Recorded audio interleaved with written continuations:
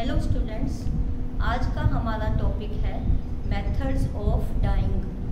Die करने की विभिन्न विधियाँ। कपड़े को डाई करने की दो विधियाँ हैं, सिंपल और साधारण रंगाई, और दूसरा है रेजिस्ट प्रिंटिंग, जिसको हिंदी में अवरोधक कहते हैं। अवरोधक, रेजिस्ट डाइंग अवरोधक, जिससे कपड़े के ऊपर रंग को चढ़ाने में बाधा डाली जाती है। ठीक है, सबसे पहली है सिंपल, साधारण रंगाई। घरों में आमतौर पे हम कोई भी खेस, दरियाँ, कपड़े कोई भी डाई करते हैं तो इस विधि के द्वारा करते हैं।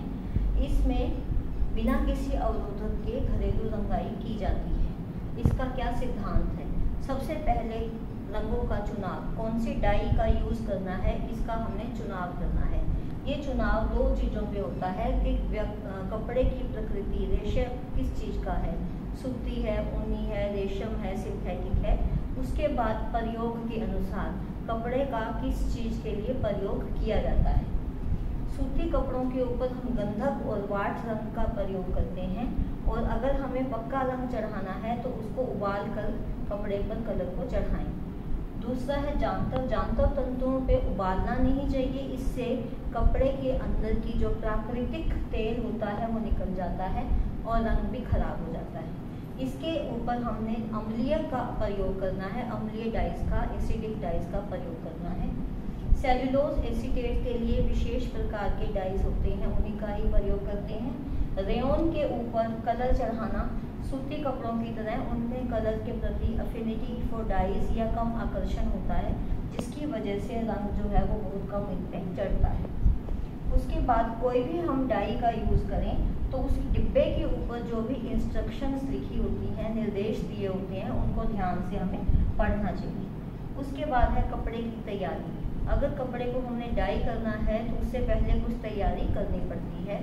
तो इसके लिए हम, अगर कपड़ा स्टिच किया हुआ है, सिला हुआ है, तो उस पर क्या क्या हम ध्यान रखेंगे। सबसे पहले कपड़े के ऊपर सजावट का कोई भी सामान लगा हुआ हो उसको उतार दें। सजावट के सामान में बटन, लेस, झालर, फल, जिप, रिबन, डोरियाँ, ये सब सामान आता है। उसके बाद अगर कपड़े के नीचे लाइनिंग लगी हुई है तो लाइनिंग को भी अलग कर दें। फिर कपड़े में कोई भी प्लेट्स डली हुई हैं, चुन्नट उस पर है, नीचे की तुरपाई है, घेरे की सिलाई है, उस सबको भी खोल दें। कोई तह वगैरह है, फोल्ड है, उसको भी खोल दें। फिर कपड़े को अच्छी तरह से धो लें। धोने से कपड़े की मैल, उसका स्टार्च, उसका नील जो भी लगा हुआ है वो हट जाएगा। और अगर कपड़ा कलर्ड है, रंगीन है, तो उसको रंग चढ़ाने से पहले, डाई करने से पहले ब्लीच कर लेना चाहिए, विरंजक पदार्थ लगाकर उसका पुराना पहले वाला कलर जो है पूरा हटा दें। ठीक है, उसके बाद हम सामग्री और बर्तन। तीसरा, क्या क्या सामग्री और बर्तन चाहिए। जो भी पैकेट पे सामान लिखा हुआ है वो सब हमें इसकी ज़रूरत पड़ती है। हम एक चौड़ा और गहरा बर्तन लेते हैं और टब लेते हैं। छोटा कोई भी कप, प्याला वगैरह लेते हैं, कटोरा। लकड़ी के 2 चम्मच लेते हैं। लकड़ी के चम्मच से ही कपड़े के कलर के घोल में डुबोए हुए कपड़े को हिलाते हैं। रबड़ के दस्ताने लेते हैं, एप्रन लेते हैं जिससे हमारे कपड़े खराब ना हो। एक मलमल का टुकड़ा लेते हैं जिसके अंदर कलर को, सूखे पाउडर को मिलाकर घोला जाता है। पानी, ठंडा या गर्म, जैसा भी पानी ज़रूरत हो, दोनों तरह का पानी हम लें। नमक और कोई भी रासायनिक पदार्थ जो उसमें डाले जाएंगे। फिर है रंग का घोल बनाने की तैयारी। घोल हम कैसे बनाते हैं? तो इसके लिए हम मेटल के बर्तन, धातु के बर्तन नहीं लेंगे, एनेमल के बर्तन लेंगे, और पैकेट पे जितना जो इंस्ट्रक्शंस दी गई है उसी अनुसार मात्रा लेंगे पानी की और कलर के घोल की। अगर पाउडर के रूप में कलर है तो उसको हम मलमल की थैली में बांधेंगे। उसको फिर ठंडे या गर्म पानी में उसको घोलेंगे, और उसके बाद हम शेड चेक कर लें कि शेड कैसी बनी है। अब शेड को चेक कैसे करेंगे? या तो कपड़े का कोई, उसी कपड़े को जिसको हमें डाई करना है उसका कोई और टुकड़ा हमारे पास पड़ा हो, या उसका उस भाग पे जहाँ से वो दिखे नहीं, कम दिखने वाला भाग हो, अंदर की तरफ छुपा हुआ हो, सिलाई वगैरह में हो, तो ऐसे भाग के ऊपर डाई थोड़ा सा चढ़ा कर देख लें। शेड ठीक लगे तो हम उसके बाद फिर आगे तैयारी करें। इसमें ये चीज़ ध्यान रखें कि गीले होने पर शेड डार्क दिखती है, गहरी दिखती है। सूख जाने पर शेड जो है वो हल्का दिखाई देता है। उसके बाद है डाई करने की विधि। डाई करने की दो विधि हैं, ठंडी विधि और गर्म विधि। ठंडी विधि में कलर को हमने गुनगुने पानी में घोलना है, फिर उस कलर के घोल को जो हमने मलमल के कपड़े में बांधकर पानी में घुमाकर घोल बनाया था, उस घोल को हमने नॉर्मल पानी में मिला देना है। उसके बाद हमने नमक या सिरका मिलाना है। नमक जो है वो सूती कपड़ों के लिए मिलाते हैं, सिरका ऊनी कपड़ों के लिए मिलाते हैं। उसके बाद कपड़े को 15 से 20 मिनट तक उस कलर के घोल में डुबोए रखना है, लेकिन बीच बीच में उसको हिलाते रहना है। लकड़ी के चम्मच से कपड़े को उलटते पलटते रहें ताकि कलर सारा अच्छे से कपड़े के ऊपर चढ़ जाए। अगर हम गर्म विधि का प्रयोग करते हैं तो एनेमल का कोई गहरा चौड़ा बर्तन लें, उसमें पानी को उबालें। उसके बाद उसमें 1 से 4% सोडा राख मिला दें। सोडा राख क्यों मिलाते हैं? इससे कलर आसानी से जल्दी से कपड़े के अंदर चढ़ जाता है। उसके बाद कपड़े को फिटकड़ी के घोल में डुबोकर, निचोड़कर, फटकार कर फिर कलर के घोल में डुबोना चाहिए। ये चीज़ हमने ध्यान रखनी है। इससे जो है कपड़े के अंदर जो है कलर में चमक आती है। फिर लकड़ी के चम्मच से उलटते पलटते रहने के बाद जब तक उचित शेड, हमारे जितना शेड जो जैसा हमें चाहिए वो नहीं मिल जाता, तब तक हम उसको उसमें पड़ा रहने दें और लास्ट में बाद में टब में पानी से अच्छे से खुले पानी में खंगाल लें। अगला छठा पॉइंट है खंगालना और सुखाना। खंगालने के लिए हमें ठंडे पानी में कपड़े को तब तक खंगालते रहें जब तक कपड़े में से कलर निकलना बंद ना हो जाए। ठीक है। उसके बाद हमने ये ध्यान रखना है, निचोड़ना नहीं है। हाथों से, हल्के हाथों से दबा दबा कर पानी हमें निकालना है। फिर शेड अगर ठीक आई है या नहीं आई ये देख लें। तो ये हमें नहीं सोचना कि डाई का काम पूरा हो गया, बचा हुआ रंग फेंक दें। उसको फेंकना नहीं है, पड़ा रहने दें जब तक लास्ट तक सारे काम पूरे होने के बाद हमारी संतुष्टि नहीं हो जाती। उसके बाद हमें छाया में कपड़े को सुखाना है, उल्टा करके सुखाना है, सीधा नहीं सुखाना, कपड़े को उल्टा करके फिर सुखाएं। लास्ट में 7वां पॉइंट है परिसज्जा। अब हमें कपड़े के ऊपर प्रेस करनी है। तो प्रेस करने के लिए या तो हल्का गीला कपड़ा जब हो पूरा सूखने से पहले तब उसको प्रेस करें। अगर हमें लगता है कि कपड़ा सूख गया है तो उसके ऊपर मलमल का गीला कपड़ा रख के फिर उसको प्रेस करें। प्रेस करने के लिए जो भी हम मेज लें उसके ऊपर कोई पुराना कपड़ा बिछा दें, क्योंकि कई बार ये हो सकता है कि थोड़ा कलर कपड़े में से निकल के आपकी मेज पर बिछे कपड़े को ख़राब कर सकता है। ठीक है, इस चीज़ का हमें ध्यान रहे और बहुत तेज़ गरम प्रेस भी ना करें, इससे भी कलर ख़राब हो जाता है। कपड़ा उल्टा करके ही उस पर प्रेस करें, सीधी तरफ से प्रेस ना करें। ये चीज़ें हमने प्रेस करते हुए ध्यान रखनी है। अब है रंगाई में सामान्य दोष। जब हम कपड़े को डाई करते हैं तो आम तौर पे 2 कमियां दिखाई देती हैं। पहला कि उस पर धब्बे या धारियाँ पड़ गई, दूसरा डाई एक जैसा नहीं हुआ, कहीं हल्का हो गया कहीं गाढ़ा हो गया। अब धब्बे या धारियाँ क्यों पड़ती हैं? अगर कलर पूरी तरह से पानी में नहीं घुला, घोल अच्छे से नहीं बना, क्योंकि हमने पोटली बनाकर घोल नहीं बनाया, सीधा पानी में घोल कलर का पाउडर डाल दिया तो पूरा अच्छे तरह से नहीं घुलेगा। या फिर कलर में कुछ मिट्टी के कण थे, या कपड़ा और या बर्तन में ग्रीस के निशान थे, कोई चिकनाई ग्रीस उस पर लगी हुई थी, या कपड़े के ऊपर पहले कोई रंग था जो पूरी तरह से नहीं उतारा हमने, अच्छे से ब्लीच नहीं किया, या हमारा बर्तन छोटा था जिसमें कपड़ा पूरा नहीं डुबोया गया। उसके बाद है असमान रंगाई। इसमें क्या है, पहला वही ऊपर भी वो कारण हो सकता है, पुराना रंग पूरी तरह से ब्लीच करके हटाया नहीं गया। दूसरा, कपड़े को रंगाई करते समय हमने बीच बीच में अच्छी तरह से उलट पलट कर नहीं हिलाया ताकि कपड़े के हर भाग पे कलर चढ़ जाए। हमने उसको वैसे ही 15-20 मिनट तक पड़ा रहने दिया या बीच में एक आधी बार हिलाया, अच्छे से हिला के उलट पलट के, ये नहीं देखा कि पूरा कपड़े पे कलर चढ़ा जाए। रंग के घोल की मात्रा कम, हमने कलर जो है वो कम यूज़ किया तो भी अच्छे से नहीं चढ़ता। ठीक है, जितना चाहिए कलर उतना नहीं लिया। बर्तन छोटा था, कपड़ा पूरी तरह से उसमें नहीं डूबा, कपड़ा पूरी तरह से गीला नहीं था जब हमने कलर के घोल में उसको डाला, कपड़ा कपड़ा पूरी तरह से अच्छे से गीला करके फिर ही कलर के घोल में हमें डालना चाहिए। कहीं से गीला सूखा रह गया तो भी ये समस्या आती है। कपड़े के ऊपर जो भी प्लेट्स, चुन्नट, तह वगैरह लगी हुई थी हमने पूरी तरह से नहीं खोली। लास्ट में हमने खंगालते समय कपड़े को कस कर निचोड़ दिया। यहाँ बताया था ना, निचोड़ना नहीं है, हाथों से दबा दबा के ही उसको पानी निकालना है। अगर हमने कस के निचोड़ दिया तो भी ये प्रॉब्लम आ जाती है। तो अब हमें कपड़े को डाई करते समय घरेलू रंगाई में, डाई में, सिंपल डाई में क्या क्या सावधानियां रखनी चाहिए। सबसे पहला, कलर का घोल बनाने के लिए पोटली में कलर बांध के उसका घोल बनाएं। दूसरा, कपड़े को पानी में डाई में भिगोएं तो उसको बीच बीच में हिलाते रहें।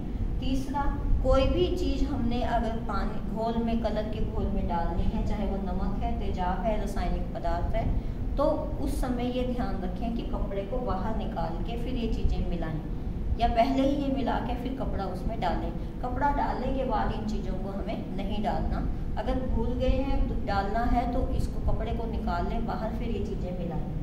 चौथा, कपड़ा और बर्तन पूरी तरह साफ हों, धूल, मिट्टी, स्टार्च, नील, मैल या कोई चिकना पदार्थ, ये सब उस पर ग्रीस वगैरह के निशान ना लगे हुए हों। पांचवा, चुन्नट, प्लेट, तह, तुरपाई, वो सब खोल दें अच्छे से, ठीक है। तो इसके बाद सेकंड है रेजिस्ट प्रिंटिंग। रेजिस्ट प्रिंटिंग जो है ये महंगी होती है क्योंकि इसमें सामान्य रंगाई से मेहनत ज़्यादा लगती है। इसमें पूरे कपड़े पे हम कलर नहीं चढ़ाते, कुछ हिस्सों को या तो बांध देते हैं जैसे बंधेज में होता है, या कुछ हिस्सों पे कोई अवरोधक पदार्थ, बाधा डालने वाला पदार्थ लगा देते हैं। ये दो प्रकार की होती है, पहली बंधेज की रंगाई, दूसरा बाटिक रंगाई। बंधेज की रंगाई राजस्थान में, जयपुर में होती है और गुजरात में की जाती है। इसके लिए पतला कपड़ा हम यूज़ करते हैं। पतला कपड़ा कैप्रिक हो सकता है, मलमल हो सकती है, सिल्क हो सकती है, या शिफॉन हो सकती है। डिज़ाइन जो भी हमारा है उसके अनुसार हम कपड़े को धागे से बांध देते हैं या उस पर गांठ लगाते हैं। तो बांधने से जहाँ धागा था वहाँ पर कलर नहीं चढ़ेगा, या जहाँ पे गांठ लगाई है वहाँ कलर नहीं चढ़ेगा, और ये अवरोध या बाधा या रुकावट डालता है कपड़े के अंदर कलर को घुसने में, डाई करने में, इसलिए इनको हम यूज़ करते हैं। इसमें जो डिज़ाइन यूज़ किए जाते हैं, बूंदी, लहरिया, जानवर, पशु पक्षी, फल फूल, मनुष्य, पेड़ पौधे की आकृति, या ज्योमेट्रिकल डिज़ाइन में चौरस डिज़ाइन, गोलाकार और तिरछे डिज़ाइन हम यूज़ करते हैं। अब सबसे पहले हमने क्या करना है, कपड़े को डिज़ाइन के अनुसार बांधना है। बांधने के लिए हम उसकी एक तह को बांध सकते हैं, डबल करके बांध सकते हैं, 4 तहों को करके बांध सकते हैं। अब कई बार हम क्या करते हैं, तहों में कोई भी दाल, अनाज का दाना, चने की दाल, चने, ये कुछ डालकर बांध सकते हैं, या हम कोई कच्चा टांका कपड़े पर लगा दें, मोटा मोटा कच्चा टांका, फिर धागे को खींच दें। उसके बाद फिर कपड़े को कलर हम कर सकते हैं, या हम सिक्के, मोती, पत्थर भी बांध सकते हैं, या फिर हम इलास्टिक का बैंड, इलास्टिक लगाकर फिर उसको खींच दें, उससे भी कपड़ा खींच जाएगा, तो वहाँ भी हम इसको कलर डिज़ाइन आ जाएगा। जहाँ इलास्टिक था वहाँ कलर नहीं चढ़ेगा। अब किसी भी तरीके से हम कपड़े को बांधें, बांधने के बाद फिर हमने उसको डाई करना है। जो पैकेट के ऊपर इंस्ट्रक्शंस दी गई हैं उसके अनुसार हमें कपड़े को डाई करना है। इसमें सबसे पहला हल्का शेड पे डाई करते हैं, उसके बाद मीडियम शेड में, और सबसे लास्ट में डार्क कलर में। जैसे किसी कपड़े पे आपको पीला रंग करना है उसके ऊपर, फिर पीले के बाद आप चाहते हो कि हम उसके ऊपर कोई डार्क कलर चढ़ा दें, जैसे कि नीला या हरा, उसके बाद हम लास्ट में काला रंग करें, तो पहले पीले कलर में डाई करेंगे, उसके बाद बाकी शेड्स में करेंगे। सूख जाने पर हमने धागा खोल देना है। अगर हम गीली अवस्था में ही धागा खोलने की कोशिश करेंगे कपड़ा फट सकता है, और धागे को खींचना नहीं है, खींचने से भी कपड़ा फटेगा, इसको खोलना है, ठीक है। तो उसके बाद पूरी तरह से खुले पानी में खंगालने के बाद अच्छे से सारा पानी निकल जाए, फिर कपड़े को हमें सुखाना है। इसमें भी छाया में ही कपड़े को सुखाएंगे। दूसरी है बाटिक प्रिंट, बाटिक डाइंग। इसमें क्या होता है, कपड़े के ऊपर कोई भी अवरोधक पदार्थ, बाधा डालने वाला पदार्थ लगाते हैं। इसमें भी पतला कपड़ा यूज़ करते हैं, कैमरिक, रेशम, मलमल, शिफॉन। इसके अलावा आर्कंडी भी इसमें हम यूज़ कर सकते हैं। बाटिक की रंगाई नायलॉन के ऊपर या कोई भी नायलॉन मिले हुए कपड़ों में या कोई सिंथेटिक कपड़ों में नहीं करनी चाहिए, क्योंकि हम इस विधि में कपड़े के ऊपर गर्म पिघली हुई मोम लगाते हैं और वो लगाने से कपड़ा जो है वो गर्म मोम से वो पिघल जाएगा, कपड़ा हमारा खराब हो जाएगा। इसमें सिर्फ सफ़ेद कपड़े का ही प्रयोग करते हैं। तो सफ़ेद कपड़े को पहले अच्छे से धो लें, उसके बाद धोने से उसकी मांड वगैरह सब निकाल दें और कपड़े को प्रेस कर दें। अब प्रेस करने के बाद कपड़े के ऊपर हम डिज़ाइन को ट्रेस करते हैं। डिज़ाइन को ट्रेस करने के बाद फिर हम पैराफिन का मोम और मधुमक्खी का मोम, ये दोनों मोम लेते हैं। हम इसका 4 और 1 का अनुपात रखते हैं। इसका मतलब पैराफिन का मोम 4 भाग, मधुमक्खी का मोम 1 भाग। अगर हमने कपड़े के ऊपर अधिक धारियाँ डालनी है तो हम इसकी मात्रा 6 और 1 भी कर सकते हैं। उसके बाद मोम को बर्तन में डालकर उसको हल्की आंच पे गर्म करना है। कभी भी मोम का बर्तन सीधा गैस पे नहीं रखना चाहिए, इसमें आग लगने का डर रहता है। तो गैस के ऊपर आप कोई तवा रख दें या कोई दूसरा वस्तु, बड़ा बर्तन रखें, उसके बाद अंदर छोटे बर्तन में हम मोम को डालकर रखें। ये सावधानी हमें रखनी चाहिए। फिर कपड़े को हमने कस कर फैलाना है। इसके लिए आप फ्रेम ले लें या खींच कर कपड़े को फैला लें। अब पेंटिंग वाले ब्रश से हमने क्या करना है, जहाँ पे डाई नहीं चाहिए, जहाँ पर हम चाहते हैं सफ़ेद कपड़ा ही रहे, कोई कलर ना चढ़े, तो उस हिस्से पर हम मोम लगा देंगे। उसके बाद फिर हम कपड़े को डाई करने से पहले, रंगाई से पहले हमने मोम लगाया, फिर कपड़े को हम ठंडे पानी में भिगोएंगे जिससे कि मोम सख्त हो जाएगी। फिर हम इसके लिए विशेष प्रकार के कलर्स होते हैं जो हमने डाइस पढ़े थे ना, डेवलपर वाले, वो विकसित रंगों का प्रयोग करना है। तो पहले बेस कलर में डुबोएंगे वस्त्र को, जो भी बेस है, फिर डेवलपर में। डेवलपर आमतौर पे इसमें नमक का घोल होता है। नमक के घोल में डुबोने के बाद कपड़े पे कलर जो है वो दिखने लग जाता है। इसमें सिर्फ ठंडी विधि का प्रयोग करना है। गर्म विधि का प्रयोग करेंगे तो मोम पिघल जाएगा और कपड़े को नुकसान होगा। इसके बाद हमें कपड़े को हल्का सा निचोड़ना है और जिससे फालतू रंग निकल जाए। इसमें भी पहले हल्की शेड, फिर मीडियम, फिर लास्ट में गहरी शेड हमने करनी है। और हर एक डाई करने के बाद आगे जहाँ पर हमें रंग को बांधना है वहाँ सब हमें मोम लगाना है और ठंडे पानी से इसको खंगालना है और बाद में छाया में सुखाना है। अब सूखने के बाद कपड़े में से हमें मोम उतारनी है, तो मोम उतारने के लिए हम उसको खुरचते हैं, चाकू या किसी दूसरी चीज़ से खुरचें, वो ज़्यादा नुकीला ना हो ताकि कपड़ा ना फट जाए। उसके बाद हम कपड़े को पेट्रोल से धोएंगे तो मोम सारी उतर जाएगी। उसके बाद कुछ मोम बच गई है तो हम कपड़े को अखबार की 2 तहों के बीच में रखकर प्रेस करेंगे। ठीक है, तो इसके साथ ही ये हमारा कपड़ा बाटिक डाई से तैयार हो जाता है। Thank you.